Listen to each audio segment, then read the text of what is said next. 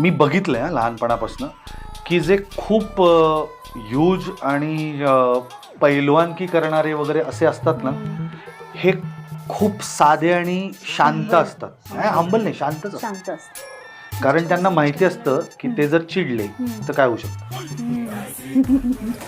ही मला वाटतं ही मर्दानगी आहे. मी ह्याला चाकू मारीन, ही डेअरिंग लागते. याचा तुमचा बायसेप किती मोठा आहे याच्याशी काही देणं नाही.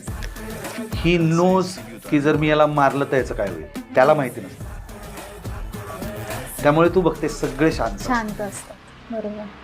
त्यांचं इथनं कधी हलत नाही. कारण की त्यांना हे नक्की माहिती असतं की मला एक जरी मारला तर हा उठणार नाही. आणि त्यामुळे ऑब्व्हियसली प्रॉब्लेम त्याला नाही, मला आहे.